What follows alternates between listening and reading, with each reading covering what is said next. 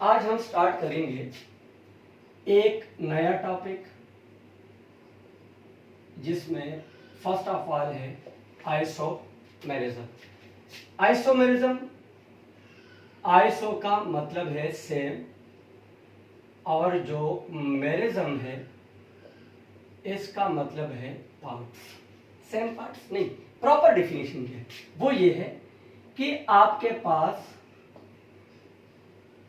Different compound होंगे, उसमें क्या होगा, सेम मॉलिक्यूलर फार्मूला, उसका मॉलिक्यूलर फार्मूला सेम होगा, different structural formula, structural formula different होगा। अब सबसे पहले आपको ये क्लियर हो कि मॉलिक्यूलर फार्मूला क्या है, स्ट्रक्चर। मॉलिक्यूलर फार्मूला सिर्फ शो करता है नंबर ऑफ एटम्स कि उस कंपाउंड में कार्बन के कितने एटम है, हाइड्रोजन के कितने में, just total number of atom बताएगा। स्ट्रक्चरल फार्मूला आपको बताएगा अरेंजमेंट ऑफ एटम्स कि वो जितने भी एटम्स है वो किस तरह अरेंज हुए। अब मैं आपको बताता हूं C4H10 ये एक अल्केन है। अल्केन क्यों है? 4 2 8, 8 + 2 10। ये अल्केन के फार्मूले को फॉलो कर रहा है तो ये एक अल्केन है। इसमें कार्बन के 4 एटम है और हाइड्रोजन के 10 एटम है। और ये जो फार्मूला है इसको हम केमिस्ट्री में कहते हैं मॉलिक्यूलर फार्मूला। क्यों? ये हमें सिर्फ नंबर ऑफ एटम्स बताता है बस, कि इस कंपाउंड में कार्बन के 4 एटम और हाइड्रोजन के 10। तो ये कौन सा फार्मूला है? मॉलिक्यूलर। अब इस फार्मूले के मैं डिफरेंट स्ट्रक्चर बनाता हूं। कितने कार्बन के एटम? 4, 1 2 3 4। अल्केन है, सारे बॉन्ड सिंगल। एक कार्बन कितने बॉन्ड बना सकता है? 4। इस कार्बन का एक बॉन्ड बना हुआ है, 3 हाइड्रोजन साथ अटैच करूंगा। हाइड्रोजन हमेशा सिंगल बॉन्ड बनाते हैं तो 1 2 3 4। इस कार्बन के 4 हो गए। इस कार्बन के इसके 2 बॉन्ड ऑलरेडी बने हुए हैं, 2 हाइड्रोजन अटैच करूंगा, 4 हो जाएंगे। इस कार्बन के भी 2 बॉन्ड ऑलरेडी बने हुए हैं, 2 हाइड्रोजन अटैच करो। इस कार्बन का एक बॉन्ड बना हुआ है तो आप 3 हाइड्रोजन अटैच करो। कार्बन के कितने एटम होंगे? 1 2 3 4। हाइड्रोजन 4 ऊपर 4 नीचे, 9 10। इसका मतलब है ये जो स्ट्रक्चर है इसका मॉलिक्यूलर फार्मूला C4H10 है। मैं एक और,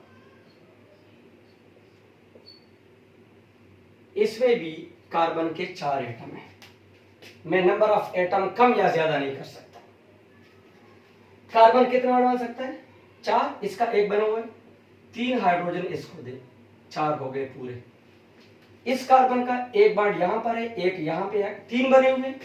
3 का मतलब है इसको एक हाइड्रोजन और दे। इस कार्बन का एक बॉन्ड बना हुआ है, इसको 3 हाइड्रोजन और दे। और इस कार्बन को आप 3 हाइड्रोजन और दे। कार्बन के टोटल कितने एटम हो गए? 1 2 3 4। हाइड्रोजन 1 2 3 4 5 6 7 8 9 10। अब ये जो दोनों स्ट्रक्चर्स है इनका मॉलिक्यूलर फार्मूला सेम है C4H10। फर्क क्या है स्ट्रक्चर में? ऊपर वाले स्ट्रक्चर में सारे कार्बन एक ही लाइन में है, नीचे वाले स्ट्रक्चर में एक ब्रांच बन रहा है, सारे एक में हो, इसे हम कहते हैं नॉर्मल ब्यूटेन। नॉर्मल का मतलब है सारे कार्बन एटम एक ही लाइन में है। इसमें भी 4 एटम है लेकिन एक ब्रांच बन रही है तो इसको हम केमिस्ट्री में कहते हैं आइसोब्यूटेन। अब ये इन दोनों कंपाउंड्स का मॉलिक्यूलर फार्मूला सेम है लेकिन स्ट्रक्चर डिफरेंट है। ऊपर वाले में सारे कार्बन एक ही लाइन में है, नीचे वाले में 3 कार्बन एक लाइन में और एक ऊपर। इसको आप नीचे भी बना सकते हैं। तो ये दोनों एक दूसरे के आइसोमर्स है। ठीक है, एक और टॉपिक हमने पढ़ना है और वो है होमोलोगस सीरीज। होमोलोगस सीरीज का मतलब ये है डिफरेंट कंपाउंड्स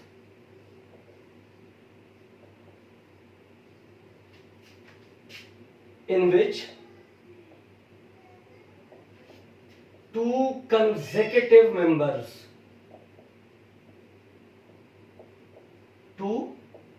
एक्सप्लेन करूंगा will be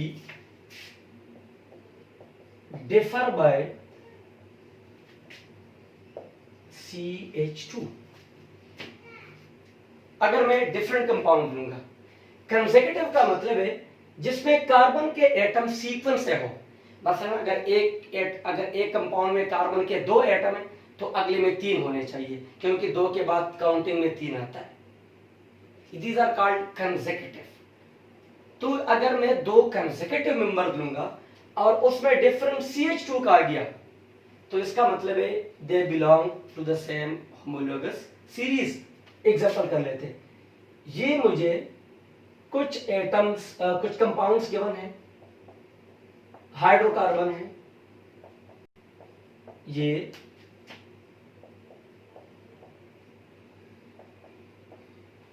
और वो कहते हैं कि इनमें से होमोलोगस कौन कौन से हैं।